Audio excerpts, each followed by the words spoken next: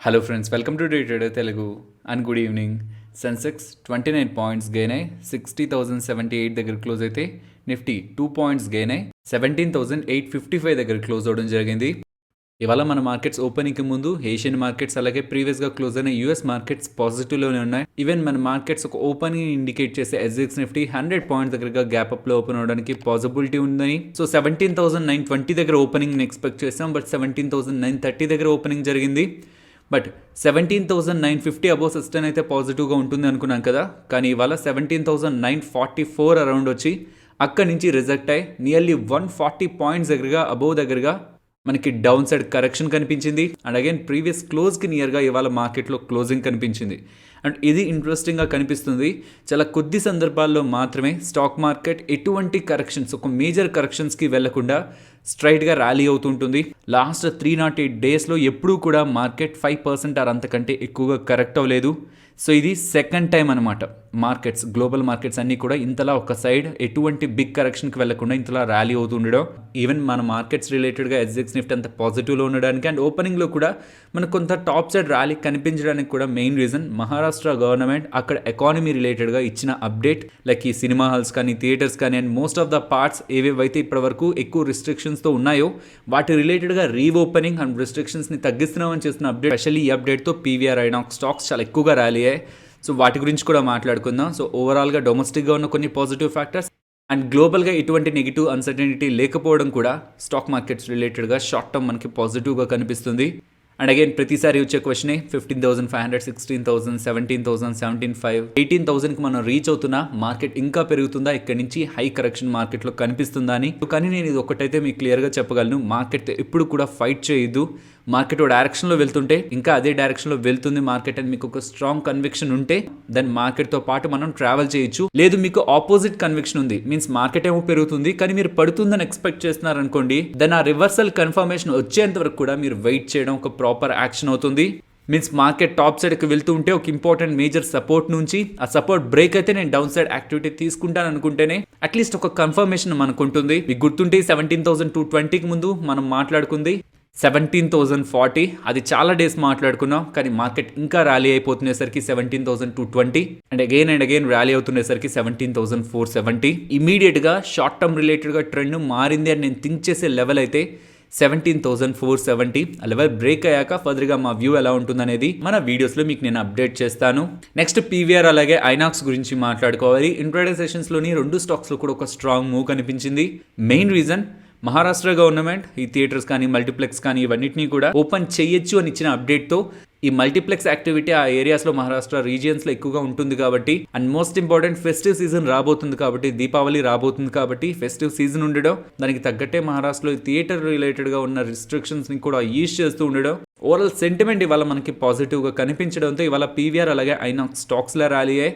Next G entertainment గురించి మాట్లాడుకోవాలి. Opening చూసారంటే ఒక స్ట్రాంగ్ గ్యాప్ డౌన్ అండ్ అక్కడి నుంచి ఒక స్ట్రాంగ్ ర్యాలీ కూడా జీ ఎంటర్టైన్మెంట్లో కనిపించింది. ఒక ఓలిటైల్ సెషన్ ఇవాళ జీ ఎంటర్టైన్మెంట్లో మనం చూసాం. దీనికి ఒక మెయిన్ రీజన్ ఉంది. నేను సండే మార్నింగ్ 6:30కి చేసిన అప్డేట్లు గమనిస్తే జీ ఎంటర్టైన్మెంట్ రీసెంట్గా ఎక్స్చేంజెస్కి చెప్తున్న దాని ప్రకారం ఇన్వెస్కో వాళ్ళు స్టిల్ ఒక ఈజీఎంని కండక్ట్ చేయాలనుకుంటున్నారు, ఎక్స్ట్రాడినరీ జనరల్ మీటింగ్ని కండక్ట్ చేయాలనుకుంటున్నారు.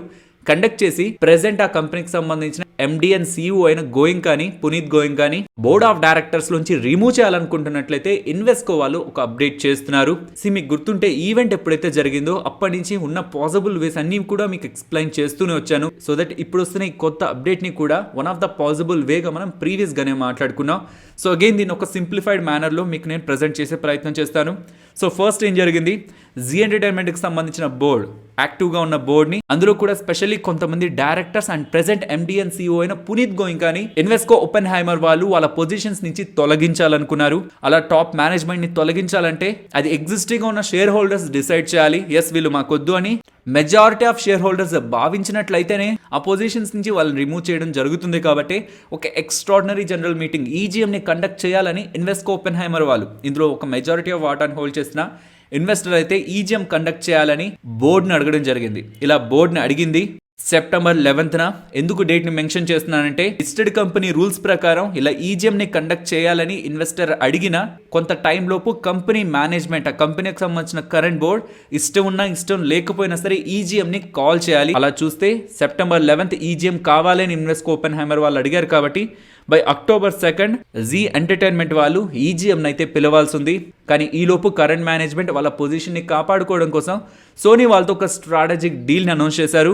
జీ ఎంటర్టైన్మెంట్ అలాగే సోనీ వాళ్ళు ఇద్దరు కూడా కలిసి ఫ్యూచర్లో బిజినెస్ని చేయాలనుకుంటున్నట్లు ఏ ఎండిఎన్ సీఈఓనైతే ప్రెసెంట్ బోర్డు నుంచి తొలగించాలనుకున్నారో ఆ ఎండిఎన్ సీఈఓఏ even Sony and Zee entertainment కలిసే కంపెనీకి కూడా ఎండిఎన్ సీఈఓగా నెక్స్ట్ 5 years పాటు కూడా ఉండబోతున్నారని ఆ డీల్ టర్మ్స్ లో ఉంది. అండ్ అప్పుడు మార్కెట్లో ఉన్న స్పెక్యులేషన్ కూడా ఓకే ఇలా జీ ఎంటర్టైన్మెంట్ వాళ్ళు ఇలాంటి డెసిషన్ తీసుకోవడం అండ్ ఇక్కడ నుంచి స్టాక్ ప్రైస్ కూడా ఇలా ర్యాలీ అవ్వడం, ఇన్వెస్కో ఓపెన్హైమర్ వాళ్ళు కూడా ఒక ఫండ్, సో అలాంటి ఫండ్కి మంచి రిటర్న్స్ జీ ఎంటర్టైన్మెంట్లో చేసిన ఇన్వెస్ట్మెంట్ మీద వస్తుంటే వాళ్ళు కూడా కామ్గానే ఉంటారనుకున్నారు. ఈవెన్ రీసెంట్ డేస్లో జీ ఎంటర్టైన్మెంట్ ఇంతలా ర్యాలీ అయిన తర్వాత కూడా ఇన్వెస్కో ఓపెన్హైమర్ వాళ్ళు స్టిల్ ప్రెసెంట్ ఉన్న బోర్డ్ కాకుండా వీళ్ళని చేంజ్ చేసిన తర్వాత వచ్చే కొత్త బోర్డ్తోనే జీ ఎంటర్టైన్మెంట్ అలాగే సోనీ వీళ్ళిద్దరి మధ్యలో జరుగుతున్న మర్జర్ కి టర్మ్స్ అండ్ కండిషన్స్ ఆ బోర్డ్ డిసైడ్ చేస్తే ఇంకా బెటర్ గా ఉంటుంది. సో కరెంట్ ఉన్న బోర్డ్ ని చేంజ్ చేయాలనుకుంటున్నాం, ఈజీఎం ని పిలవండి అనేలా ఇన్వెస్కో ఓపెన్హైమర్ వాళ్ళు అప్డేట్ చేశారు. సో ఇప్పుడు ఇన్వెస్కో ఓపెన్హైమర్ వాళ్ళు కరెంట్ ఉన్న ఎండిఎన్ సీఈఓని తొలగించాలి అని ప్రయత్నిస్తుండడం మనం నెగిటివ్గా చూడాలా పాజిటివ్గా చూడాలా?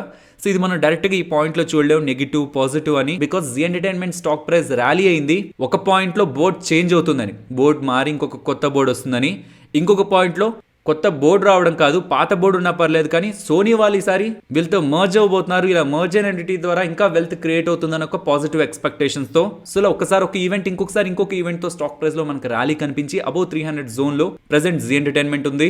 సో ఓవరాల్గా ఇక్కడ మనం గమనించాల్సింది ఆ ఈజీఎం బై అక్టోబర్ 2nd వీళ్ళు ఈజీఎంని పిలవాల్సింది కదా, ఆలో పిలిచే ఈజీఎంతో ప్రెసెంట్ ఎండిఎన్ సీఈఓ అయిన పునీత్ గోయింగ్ కంటిన్యూ అవుతారా లేదా, ఇది ఫస్ట్ క్వశ్చన్. ఒకవేళ కంటిన్యూ అయితే ఓకే, ఒకవేళ కంటిన్యూ అవ్వనట్లయితే ప్రీవియస్గా వాళ్ళు కుదుర్చుకున్న డీల్ సోనీతో కుదుర్చుకున్న డీల్ మీద ఏదైనా ఇంపాక్ట్ ఉంటుందా? ఇఫ్ ఆ సోనీతో కుదుర్చుకున్న డీల్ రిలేటెడ్గా ఏదైనా ఇంపాక్ట్ నెక్స్ట్ 90 daysలో ఉంటే, because Zee entertainment and Sony వాళ్ళు కుదుర్చుకున్న డీల్కి వాళ్ళు తీసుకున్న టైం 90 days ఎక్స్క్లూజివ్ పీరియడ్. ఈలోపు జీ ఎంటర్టైన్మెంట్ షేర్ హోల్డర్స్ ఆ డీల్ని అప్రూవ్ చేయాల్సి ఉంటుంది. కాబట్టి ఈలోపు ఈ కంపెనీలో ఇన్వెస్ట్మెంట్ చేద్దాం అనుకుంటున్న వాళ్ళని చేసిన వాళ్ళు కూడా ఈ 2 అప్డేట్స్ని జాగ్రత్తగా గమనించాలి. నెక్స్ట్ షుగర్ స్టాక్స్ గురించి మాట్లాడుకోవాలి. ఇంపార్టెంట్ అప్డేట్ వచ్చింది. దానికి ముందు వాళ్ళు మీరు గమనిస్తే most of the sugar stocks లో మీకు ఇవాళ కొంతవరకు ఫాల్ కనిపించింది. దీనికి మెయిన్ రీజన్ ఈ షుగర్ స్టాక్స్ రిలేటెడ్గా మార్కెట్ ఓపెన్ అవ్వకముందు మనకు ఒక అప్డేట్ ఉంది, ఎస్ఏపి ప్రైస్ని షుగర్ కేన్కి పెంచారని. నేను ఇప్పుడు మీకు ఒక క్లారిటీ ఇస్తాను, ఎస్ఏపి ప్రైస్ అంటే ఏంటి, ఎఫ్ఆర్పి అంటే ఏంటి, ఎంఎస్పి అంటే ఏంటి, వీటిని మనం ఎలా అర్థం చేసుకోవాలని. డీటెయిల్గా కాకుండా సింపుల్గా చూడాలంటే ఈ షుగర్ స్టాక్స్ రిలేటెడ్గా మీరు 3 wordsని వింటూ ఉంటారు, ఎఫ్ఆర్పి అని, ఎస్ఏపి అని అండ్ ఎంఎస్పి అని. ఇదైతే గుర్తుంచుకోండి. షుగర్ కి ఎంఎస్పిని గవర్నమెంట్ పెంచుతుంది అనే అప్డేట్ ఎప్పుడైనా వచ్చింది అనుకోండి, అది స్టాక్ మార్కెట్ లో లిస్ట్ అయి ఉన్న షుగర్ స్టాక్స్ కి మీరు పాజిటివ్ గా తీసుకోవచ్చు. కానీ ఎఫ్ఆర్పి అని ఉంటుంది, fair and remunerative price. So ఈ ఎఫ్ఆర్పిని డిసైడ్ చేసేది కేంద్ర ప్రభుత్వం. ఈ ఎస్ఏపి అని ఉంటుంది, స్టేట్ అడ్వైజరీ ప్రైస్, ఇది స్టేట్ గవర్నమెంట్ డిసైడ్ చేస్తుంది. ఈ ఎఫ్ఆర్పి కానీ ఎస్ఏపి కానీ ఈ రెండు ఏంటంటే షుగర్ మిల్స్కి చెప్తున్నట్టు మీరు ఖచ్చితంగా ఇంత ప్రైస్ షుగర్ ఫార్మర్స్కి పే చేసి మాత్రమే షుగర్ ఫార్మర్స్ దగ్గర ఉన్న చెరుకుని షుగర్ కేన్ని కొనుక్కోవాలని. సో ఇప్పుడు చెప్పండి, ఎఫ్ఆర్పి అండ్ ఎస్ఏపి ప్రైస్ పెరుగుతూ ఉంటే షుగర్ మిల్స్కి అది పాజిటివా నెగిటివా? అది డెఫినెట్లీ వాళ్ళకి అంత అడ్వాంటేజ్ అయితే కాదు. ఎఫ్ఆర్పి మీన్స్ కేంద్ర ప్రభుత్వం పెంచే ప్రైస్, అలాగే ఎస్ఏపి ఈ స్టేట్ గవర్నమెంట్స్ పెంచే ప్రైస్ టైం టు టైం పెరుగుతూ ఉంది. కానీ ఎంఎస్పి మాత్రం 2020 నుంచి ఎప్పుడు కూడా గవర్నమెంట్స్ అప్డేట్ అయితే చేయలేదు. ఎంఎస్పి ఎప్పుడైతే పెరుగుతూ ఉంటుందో షుగర్ స్టాక్స్ రిలేటెడ్ గా మనం అది పాజిటివ్ గా చూస్తూ ఉంటాం. నెక్స్ట్ బయోకాన్ గురించి మాట్లాడుకోవాలి. ఓపెనింగ్ గ్యాప్ డౌన్ అండ్ అక్కడి నుంచి రికవరీ మనకు కనిపించింది. రీసెంట్ డేస్ లో మీరు గమనిస్తూ ఉంటే majority of stocks Indian pharmaceutical stocks related గా ఉన్న మ్యానుఫ్యాక్చరింగ్ యూనిట్స్ మీద యుఎస్ఎఫ్డిఏ వాళ్ళు ఇన్స్పెక్షన్ చేస్తున్నారు అండ్ అబ్జర్వేషన్స్ కూడా ఇస్తూ ఉన్నారు.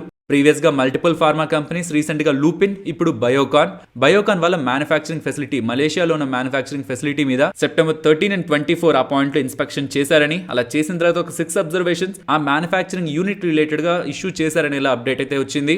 నెక్స్ట్ యునైటెడ్ బ్రీవరీస్ గురించి మాట్లాడుకోవాలి. ఈ కంపెనీ అనే కాదు, చాలా కంపెనీస్ రిలేటెడ్ గా సిసిఏ వాళ్ళు, కాంపిటీషన్ కమిషన్ ఆఫ్ ఇండియా వాళ్ళు కార్టిలైజేషన్ చేశారని. సో ఈ వర్డ్ ఎప్పుడైనా వినిపిస్తుందంటే దాని మీనింగ్ ఏంటంటే ఒకే సెక్టర్ కి సంబంధించిన గ్రూప్ ఆఫ్ కంపెనీస్ కంబైన్ అయిపోయి మీన్స్ వాళ్ళలో వాళ్ళు మాట్లాడుకొని వాళ్ళు తయారు చేసిన ప్రొడక్ట్ ప్రైస్లు పెంచేస్తున్నారు అనుకోండి, దెన్ కస్టమర్స్ అదే ప్రైస్ పెట్టి కొనాలి కదా. మీన్స్ ఒక సెక్టర్ కి సంబంధించిన కంపెనీస్ కాంపీట్ అవుతూ మంచి కాంపిటీషన్ వాళ్ళ మధ్యలో ఉంటేనే కన్స్యూమర్ కూడా దాని ద్వారా అడ్వాంటేజ్ ఉంటుంది. కానీ ఆ సెక్టార్కి సంబంధించిన కంపెనీస్ అందరూ కూడా పెద్దవాళ్ళందరూ కూడా మాట్లాడేసుకొని మనం ఈ ప్రైజే పెడదాం, కొనే వాళ్ళు కొంటారులే అనుకుంటే అది కాంపిటీషన్ రూల్స్కి విరుద్ధం. సో అలా చేస్తున్న కంపెనీస్ మీద కాంపిటీషన్ కమిషన్ ఆఫ్ ఇండియా వాళ్ళు చర్యలు తీసుకుంటూనే ఉంటారు. సో అలా ప్రెజెంట్ సీసీఐ వాళ్ళ ఇన్వెస్టిగేషన్లో ఈ బ్రీవరీస్ కంపెనీస్ అన్ని కూడా కంబైన్ అయ్యి వాళ్ళ ప్రైజెస్ని పెంచి కన్స్యూమర్ యొక్క అడ్వాంటేజ్ని తగ్గించే ప్రయత్నం చేస్తున్నాయని వీళ్ళ ఇన్వెస్టిగేషన్లో అప్డేట్ అవ్వడంతో most of the breweries companies మీద సీసీఐ వాళ్ళు పెనాల్టీని ఇంపోజ్ చేశారు. అందులో భాగంగానే యునైటెడ్ బ్రీవరీస్ మీద 751 crores ఇలా పెనాల్టీ వేశారు అనేసరికి స్టాక్ ఇవాళ 3% దగ్గరగా నెగిటివ్ గా మూవ్ అయింది. నెక్స్ట్ 2 స్టాక్స్ ని ఎగ్జాంపుల్స్ గా తీసుకుంటూ ఒక 2 కెమికల్స్ గురించి మాట్లాడతాను. బికాస్ ఈ సోషల్ మీడియా స్పెషల్లీ ట్విట్టర్లో మీకు ఈ సోడా యాష్ అని కాస్టిక్ సోడా అని ఆ ప్రైజెస్ పెరుగుతున్నాయి, ఈ కంపెనీస్కి అడ్వాంటేజ్ ఉందని ఎలా అప్డేట్స్ వస్తున్నాయి. సో ఏ కెమికల్ రిలేటెడ్ గా అప్డేట్ వస్తుంటే మనం ఏ స్టాక్ ని గమనించాలని మాట్లాడుకుందాం. సోడా యాష్ రిలేటెడ్ గా మీకు ఒకవేళ అప్డేట్ వస్తూ ఉంటే దాని రిలేటెడ్ గా మనం ఫోకస్ చేయగలిగే కంపెనీ అందరికీ తెలిసిన కంపెనీ టాటా కెమికల్స్. బికాస్ వాళ్ళకి వచ్చే రెవెన్యూస్ లో 51% దగ్గరగా రెవెన్యూ సోడా యాష్ ఒక మ్యానుఫ్యాక్చరింగ్ దగ్గర నుంచి వస్తుంది. కాబట్టి మనం టాటా కెమికల్స్ ని ఈ కెమికల్ రిలేటెడ్ గా వచ్చే అప్డేట్స్ తో ఫోకస్ చేయొచ్చు. కాస్టిక్ సోడా రిలేటెడ్ గా ఒకవేళ అప్డేట్ వస్తుంటే, NaOH రిలేటెడ్ గా అప్డేట్ వస్తుంటే దెన్ అప్పుడు గుజరాత్ ఆల్కలీస్ అలాగే ఆంధ్ర షుగర్స్ ని గమనించవచ్చు. సో ఇది మనం ప్రీవియస్ గా మల్టిపుల్ టైమ్స్ మాట్లాడుకున్నాం. కేవలం ఒక కెమికల్ ప్రైస్ పెరుగుతుండడం అండ్ వీళ్ళ మెజారిటీ ఆఫ్ రెవెన్యూస్ ఆ కెమికల్ నుంచి వస్తుండడంతో ఆ కెమికల్ ప్రైస్ పెరుగుతుండడం, కేవలం ఈ రీజన్ తోని ఈ స్టాక్స్ లో మనకి ఇంతలా ర్యాలీ కనిపిస్తుంది. Next small cap penny stock అయినా పటేల్ ఇంజనీరింగ్ గురించి మాట్లాడుకోవాలి. ఇవాళ ఒక పాయింట్ లో సడన్ గా స్టాక్ లో మోర్ దాన్ 10% దగ్గరగా ర్యాలీ కనిపించింది. దీనికి రీజన్ వీళ్ళు 1251 crores కి సంబంధించిన ఒక ఆర్డర్ అండ్ ఈవెన్ ఆర్డర్ కూడా NHPCకి సంబంధించిన సబ్సిడరీ దగ్గర నుంచి వీళ్ళకి అలాట్ అవ్వడం అనేది స్టాక్ ని ఇలా పాజిటివ్ గా ఇంపాక్ట్ చేసింది. వీళ్ళ మార్కెట్ క్యాపిటల్ 840 crore, కానీ వీళ్ళకి వచ్చిన ఆర్డర్ 1251 crore. సో ఎప్పుడైనా ఒక స్మాల్ కంపెనీకి ఒక బిగ్ ఆర్డర్ అలాట్ అవుతుంటే అది మార్కెట్ స్ట్రాంగ్ పాజిటివ్ గా తీసుకుంటుంది. కాబట్టి ఇలా వీళ్ళ ఆర్డర్ గెలుచుకున్నారు అని వీళ్ళు చేసిన అప్డేట్ తర్వాత స్టాక్ ప్రైస్ లో ఇలాంటి స్ట్రాంగ్ మూవ్ కనిపించింది. నెక్స్ట్ హ్యాపీయెస్ట్ మైండ్స్ గురించి మాట్లాడుకోవాలి. ఇండియా రేటింగ్స్ వాళ్ళు హ్యాపీయెస్ట్ మైండ్స్ కి సంబంధించిన రేటింగ్స్ ని అప్గ్రేడ్ చేశారు. ప్రీవియస్ గా IND A- ఇచ్చారు, అది అప్గ్రేడ్ చేస్తూ IND A+ గాను అండ్ అవుట్లుక్ ని కూడా పాజిటివ్ గా ఇచ్చారు. ఇయర్ స్టార్టింగ్ నుంచి ఇప్పటి వరకు 300% దగ్గరగా స్టాక్ ప్రైస్ ఆల్రెడీ ర్యాలీ అయింది. కాబట్టి ఈ సెక్టార్ రిలేటెడ్ గాను అండ్ ఈవెన్ స్టాక్ స్పెసిఫిక్ గా వస్తున్న అప్డేట్స్ తో కూడా స్టాక్ లో అంత యాక్టివిటీ, పాజిటివ్ యాక్టివిటీ కనిపించట్లేదు. నెక్స్ట్ ఇండియాబుల్స్ హౌసింగ్ ఫైనాన్స్ వాళ్ళు ఓక్నాథ్ హోల్డింగ్స్ లోన 1.45% వాటా, నియర్లీ 251 crores కి సంబంధించిన వాటాని సెల్ చేసి మనీని రైజ్ చేస్తున్నారంటే స్టాక్ పాజిటివ్ గా తీసుకుంది. బికాస్ వీళ్ళ కోర్ బిజినెస్ కాకుండా ఇతర సెగ్మెంట్స్ లో ఉన్న ఇన్వెస్ట్మెంట్స్ ని సెల్ చేసి మనీని రైజ్ చేస్తూ వీళ్ళ ఫైనాన్షియల్స్ ని ఇంప్రూవ్ చేసుకునే ప్రయత్నం, స్పెషల్లీ వీళ్ళ క్యాపిటల్ అడిక్వసీ రేషియో CRAR ని ఇలా వస్తున్న మనీ ఫర్దర్ గా ఇంప్రూవ్ చేసింది. కాబట్టి వీళ్ళు ఇలా ఫండ్స్ ని రైజ్ చేస్తూ ఉండడం మార్కెట్ పాజిటివ్ గా తీసుకుంది.